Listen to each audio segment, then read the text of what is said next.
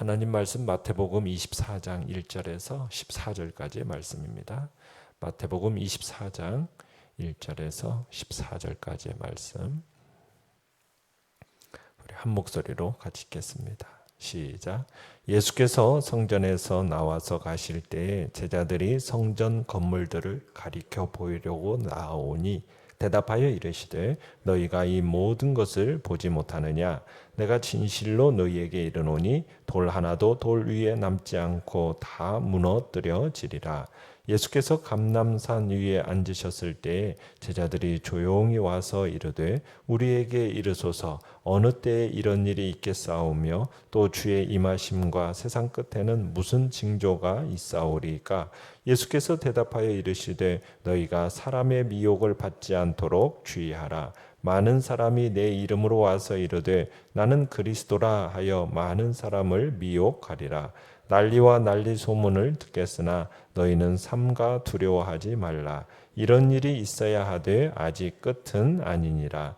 민족이 민족을 나라가 나라를 대적하여 일어나겠고 곳곳에 기근과 지진이 있으리니 이 모든 것은 재난의 시작이니라. 그때 사람들이 너희를 환난에 넘겨주겠으며 너희를 죽이리니 너희가 내 이름 때문에 모든 민족에게 미움을 받으리라. 그때 많은 사람이 실족하게 되어 서로 잡아주고 서로 미워하겠으며 거짓 선지자가 많이 일어나 많은 사람을 미혹하겠으며 불법이 성함으로 많은 사람의 사랑이 식어지리라. 그러나 끝까지 견디는 자는 구원을 얻으리라. 이 천국 복음이 모든 민족에게 증언되기 위하여 온 세상에 전파되리니 그제야 끝이 오리라. 아멘. 오늘 말씀의 제목은 오늘의 마지막인 것처럼 이라는 제목으로 말씀을 나눕니다. 1절에 보시면 예수님께서 이제 가르치시기를 마치시고 성전에서 나오실 때였습니다. 제자들이 나서서 성전의 여러 건물들을 보이고자 합니다. 지금 이 성전은 헤롯 성전이라고 합니다. 이 헤롯이 이제 성전을 건축한 데 있어서 적어도 50년 이상에 걸린 대역사였습니다. 건축 기간이 오래된 만큼 그 규모도 대단했고요. 무엇보다도 그 화려함이라는 것이 크게 달했습니다. 세계 곳곳에 흩어진 유대인들로부터 거액의 헌금을 받아가지고 온갖 아름다운 석재와 황금으로 장식을 했죠. 그래서 성전을 보는 사람마다 시선을 뗄 수 없을 정도로 정말 아름답고 찬란했다고 합니다.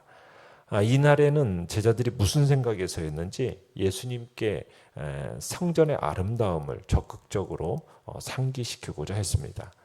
성전을 나오면서 그 외부적인 그 아름다움과 찬란함에 도취되고 압도된 나머지 이들이 마가복음 13장 1절에서는 이렇게 말을 합니다. 선생님이여 보소서 이 돌들이 어떠하며 이 건물들이 어떠하니까 하면서 자랑스럽게 이제 말을 하는 거죠. 내용 관찰 문제 1번을 보시면 성전 건물들을 가리켜 보이려 하는 제자들에게 예수님은 어떤 말씀을 하십니까?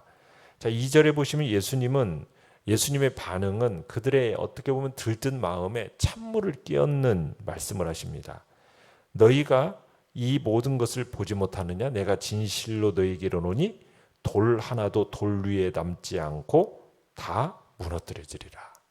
그러니까 외부적인 아름다움과 화려함이 극치에 이른 이 성전이 완전히 파괴될 것을 예언하신 겁니다.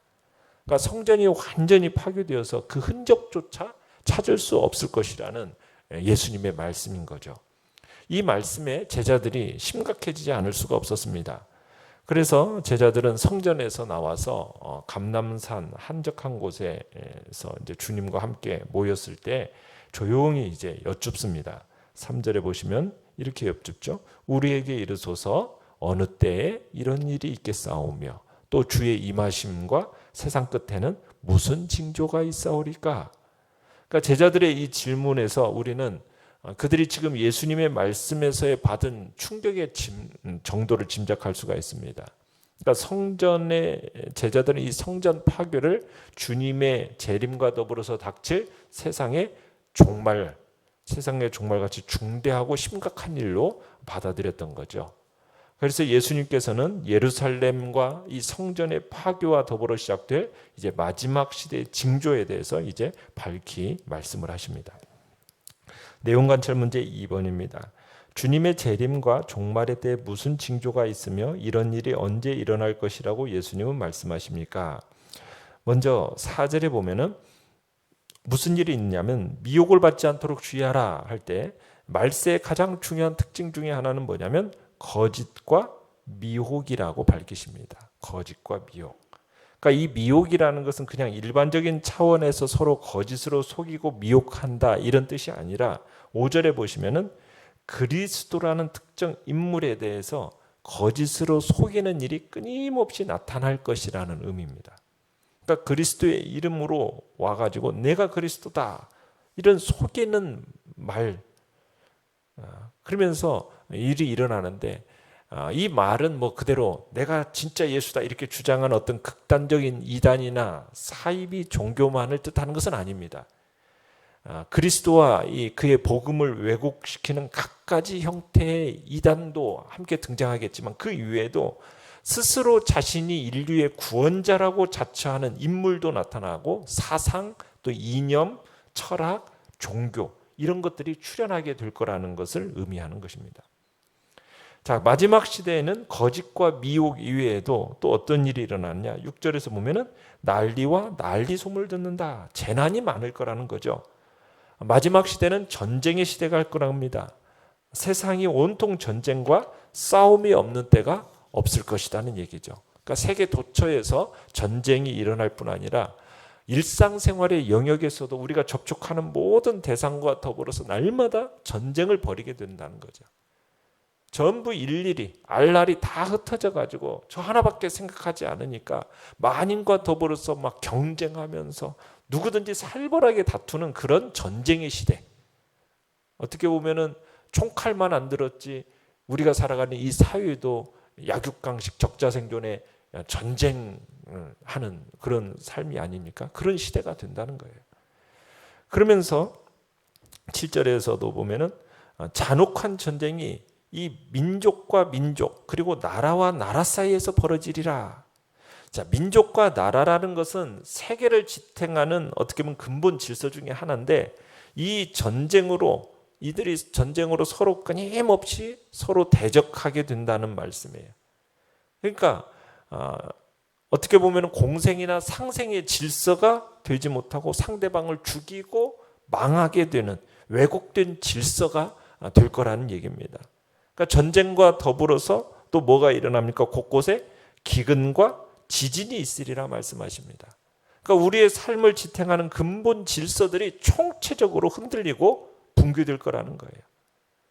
이건 뭐 육적인 기근만이 아닙니다. 영적인 기근. 생존을 위협받아서 극히 위태하고 불안해질 거라는 겁니다. 가뭄으로 인한 재앙뿐만 아니라 정말 선지자들이 자주 예언했던 것처럼 말씀의 기근의 시대, 그로 인한 영적인 기갈들이 처처해서 보게 될 거라는 거예요. 땅이 꺼지는 지진만이 아니라 인간의 영적이고 정신적인 기반이 무너지는 것도 보게 될 거다. 지금 그런 의미가 이 속에 들어 있습니다. 그러나 예수님께서는 이런 일들이 마지막 시대의 특징을 드러내는 징조일 뿐이지 아직은 끝은 아니다. 이렇게 이제 6절 보면 끝에 얘기하고 있죠. 이 끝은 아니다. 이런 일이 일어난다고 해서 곧바로 뭐 역사의 종말이 오는 것은 아니라는 거예요. 다만 이것은 8절에 보면 이 모든 것은 재난의 뭐이다? 시작일 뿐이다. 그러니까 거짓과 미혹 그리고 잔혹한 전쟁의 시대가 뭐 쉽 끝나는 게 아니라 오랫동안 계속될 것을 지금 알리고 계시는 거죠. 자, 그런데 이 마지막 시대가 믿는 자들에게는 어떠냐? 더욱 힘들고 고통스러울 거라고 이야기를 하십니다. 9절에 보시면은 그때는 신자들은 모든 사람들의 표적이 되어서 미움과 핍박을 받을 거라는 거예요. 그때 사람들이 너희를 환난에 넘겨주겠고 너희를 죽이리라. 그러니까 믿음을 지키며 살고자 하는 신자들을 사방에서 막 옥죄어 가지고 마치 질식할 것 같은 상황으로 몰아갈 거라는 거예요. 내 이름을 위해서 모든 민족에게 미움을 받으리라. 그러니까 어느 한 부류, 어느 한 계층의가 아니라 모든 민족으로부터 온 세상으로부터 믿는 자들은 미움을 받게 될 거라는 거죠. 그러니까 거짓과 미혹으로 혼란한 시대예요. 남을 죽이고 자기만 살려고 하는 살벌한 전쟁의 시대를 살아가면서 우리 신자들은 또 모든 사람들로부터 미움과 핍박을 받게 될 거다 이야기를 합니다. 자, 그러면서 마지막 시대에 교회나 신자가 겪는 이 어려움과 환난이라는 것이 그냥 교회 밖에 세상에서만 오는 것이 아니라는 거예요. 10절에 가보시면은 이제는 그때 많은 사람이 실족하게 되어 서로 잡아주고 서로 미워하겠으며 교회 자체 안에서도 큰 혼란과 분란을 겪게 될 거라는 겁니다. 교회 안에서 시험을 받아서 넘어진 자들이 믿음을 배반하는 일이 일어날 거라는 겁니다. 그래가지고 교회는 서로가 서로를 환난과 핍박과 고통에 넘기는 자중질환을 경험하게 될 거라는 거예요. 대다수가 많은 사람들이 시험에 빠져가지고 교회를 파괴하고 무너뜨린 일들이 교회 안에서 일어날 거라는 겁니다. 11절에서는 거짓 선지자가 많이 일어나서 많은 사람을 미혹하겠다는 겁니다. 하나님의 이름으로 거짓과 괴유를 전파하는 자들이 교회 안에서 일어날 거라는 거예요. 거짓을 하나님의 이름으로 가르치고 전하는 거짓 선지자들이 한둘이 아니라 많이 나타날 거라는 거예요. 이런 거짓말에 넘어가는 자들이 한둘이 아니라 많을 거라고 얘기합니다. 그래서 12절에 보면 불법이 성함으로 많은 사람의 사랑이 식어지리라. 옳고 바른 규범과 도리를 따르지 않고 악한 일로 자신과 남을 해하고 망치는 일이 점점 많아질 것이고 날이 갈수록 이 정도가 심해질 것이고 사랑이 식게 될 거다 말씀하십니다. 자, 연구한 묵상 문제 3번입니다. 말세를 사는 우리는 어떤 태도를 유지해야 합니까? 4절에 보시면은 너희가 사람의 미혹을 받지 않도록 주의하라. 말세를 사는 우리는 거짓의 미혹을 받지 않도록 주의를 해야 됩니다. 6절에서는 끊임없는 전쟁을 겪고 그 소문을 들을지라도 뭐 하지 말라? 삼가 두려워하지 말라 말씀하십니다. 두려워하지 않을 이유가 무엇입니까? 하나님께서 자기 백성을, 자기 자녀를 지키시고 보호하실 것이기 때문에 놀라거나 겁내지 말라는 거예요. 그러니까 하나님께서 환난과 재난의 마지막 시대를 살아가는 자기 백성의 자녀를 지금 위로하고 격려하는 겁니다. 내가 너와 함께해서 내가 너를 지켜내겠다. 구원하겠다. 내가 내 안에 거하는 한 염려할 게 없다. 어떤 일이 일어나더라도 하나님께서 그 선하신 뜻에서 허락하신 거니까 사랑하는 자녀에게 좋은 것을 주시는 아버지의 심정으로 허락하신 거니까 놀라거나 겁내지 마라. 이런 고난의 시대가 오래 지속되더라도 낙심하지 말라. 이런 일들은 역사가 어떻게 보면 최종 완성에 이르기 위해서 반드시 일어날 일이요. 그런 중에 당하는 이 고난이라는 것은 무의미한 고난이 아니라 어떻게 보면 생명의 출생을 위해 겪는 산고의 같은 것이기 때문에 절대로 소망을 잃지 말고 재난과 고통이 끝난 후에 될 그 날을 적극적으로 기다려라. 지금 우리 주님이 그렇게 얘기하는 거죠. 그러면서 13절에 그렇게 얘기하는 겁니다. 끝까지 견디는 자는 구원을 얻으리라.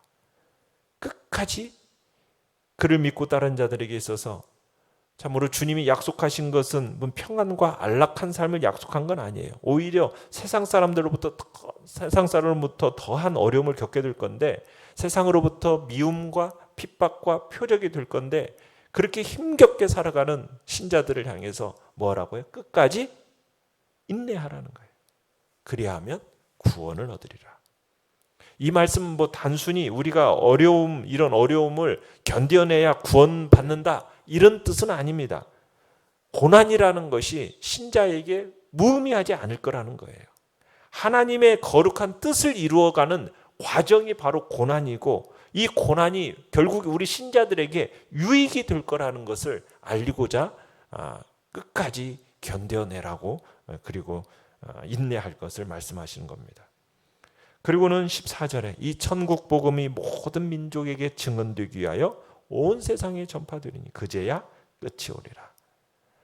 자, 환난과 재난과 거짓과 증오와 전쟁의 시대인 동시에 또 어떤 시대냐? 참 평안과 생명과 진리와 사랑의 복음이 전파되어서 땅 끝까지 모든 민족에게 이르게 되는 시대다. 이렇게 말씀하십니다. 그러니까 거짓과 재난의 시대가 바로 진리와 평강의 복음이 전파되어서 땅 끝까지 완성에 이르는 시대가 될 거라는 거예요. 결국 하나님께서는 성도와 교회의 이 고난과 순교의 피를 통해서 땅 끝까지 복음을 전해 하나님의 나라를 이 땅에 이루시는 일을 완성해 갈 것을 지금 말씀하고 계시는 거죠. 느낀 점 4번입니다. 말세의 혼란스러운 상황 속에서도 천국 복음이 모든 민족에게 전파될 것을 약속하시는 주님의 말씀을 보며 무엇을 느낍니까? 말세의 이 혼란스러운 상황 속에서 재난의 소식이 들려올수록 이 모든 것들은 재난의 시작과 종말의 임박을 안리는 징조임을 생각하면서 우리는 더욱 침착하게 뭘 해야 되겠습니까? 우리가 받은 사명을 최선을 다해서 해야 할 것을 느끼죠. 우리는 세상의 종말이란 천재지변과 난리를 알리는 어지러운 소식, 이것과 천국 복음이 땅 끝까지 전파되어 생명의 소리가 함께 울리는 어떻게 보면 이중주 속에서 다가오는 사건이라는 것을 기억해야 됩니다. 종말적인 상황 속에서 여러분, 우리 성도가 취해야 할 모습은 무엇입니까? 세상의 그 어지러운 소식에 우왕좌왕할 것이 아니라는 거죠. 오히려 흔들림 없이 주의 복음을 증거하는 것. 이것이 우리가 해야 할 최선을 다하는 모습이 되어야 함을 잊지 말아야 되는 거죠. 코로나 시대라고 해서 세상은 막 우왕좌왕하고 그리고 교회에 모이지는 못하니까 어떻게 보면은 아무것도 못하는 것처럼 이제 막 되어져 가지만 우리가 마음을 모아서 집중해서 해야 될 일이 무엇인지를 우리에게 다시 한번 생각하게 하시는 거죠. 마지막 우리가 서 있어야 할 자리가 무엇입니까? 주님이 언제 오시더라도 기쁘게 맞이할 수 있도록 우리는 영적으로 깨어 있어야 되고 특별히 주님께서 당부하신 복음 증거를 최선을 다해서 하는 그것이 바로 우리가 이 땅에서 살아가야 할 충성스러운 성도의 모습이라는 것을 우리에게 보여주고 계시는 겁니다. 우리에게 맡겨진 이 복된 사명을 주님 앞에서 감당하는 은혜가 있기를 간절히 바랍니다. 결단과 적용 5번입니다. 말세를 사는 내가 두려워하지 말아야 할 것은 무엇이겠습니까? 그리고 끝까지 견뎌야 할 것은 무엇이겠습니까? 주님 앞에서 한번 돌아보시면서 묵상하시고 결단하시고 적용하시길 바랍니다. 오늘의 기도 같이 읽겠습니다. 시작. 세상에 미움을 받더라도 두려워하지 말고 인내하며 구원자 되신 예수 그리스도를 전하게 하소서. 아멘. 말씀을 생각하면서 기도하시고요. 연약한 우리의 지체들을 위해서 기도해 주시고 또 코로나 사태가 속히 잠잠해지고 백신의 수급도 잘 되며 또 치료제도 속히 또 발명되어져서 또 우리의 삶이 다시 온전히 회복되어지고 또 주의 교회에 진행되어지는 이 공사들도 잘 끝까지 잘 마무리될 수 있도록 또 위해서 기도해 주시기 바랍니다. 주의